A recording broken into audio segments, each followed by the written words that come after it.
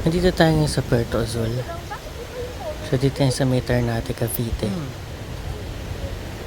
So, yun yung clubhouse ng Puerto Azul.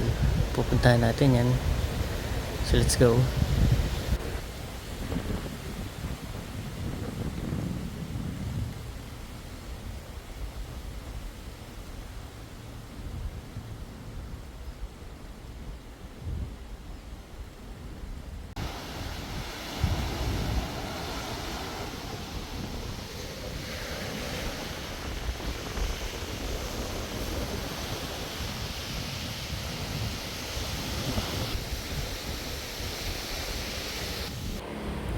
So, ito yung old clubhouse ng Puerto Azul na ngayon under renovation na.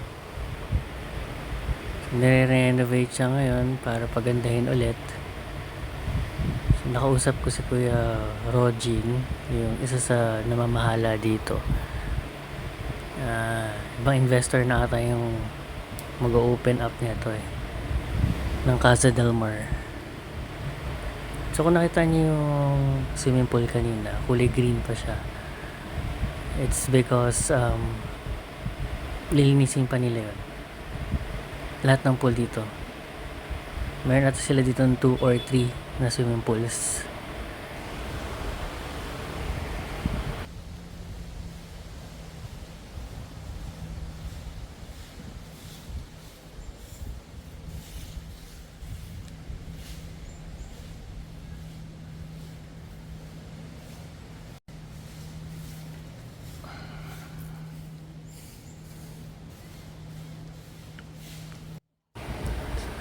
So this is the second pool. Yan, kulay green pa siya kasi lilinisin pa nga.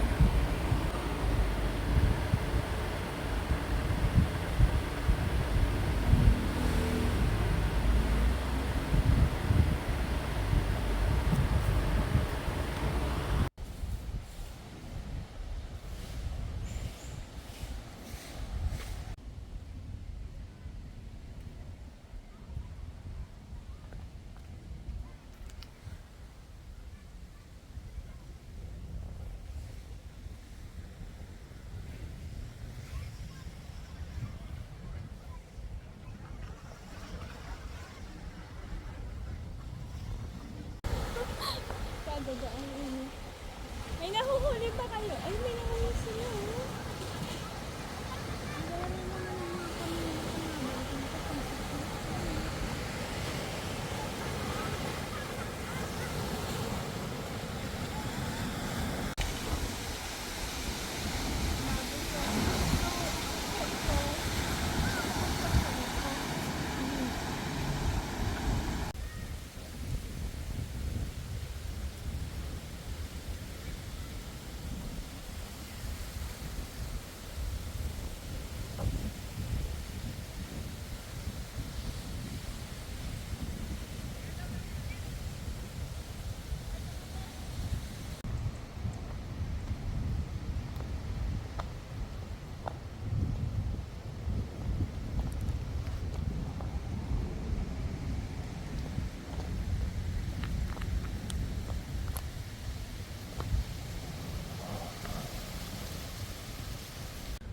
Po yung may-ari ng 8 Waves sa Bulacan.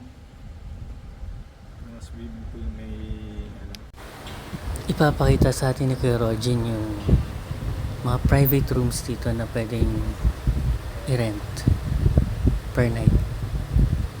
So pupuntahan natin ngayon. So ito yun, pinapakita ni Kuya Rogin itong accommodation dito.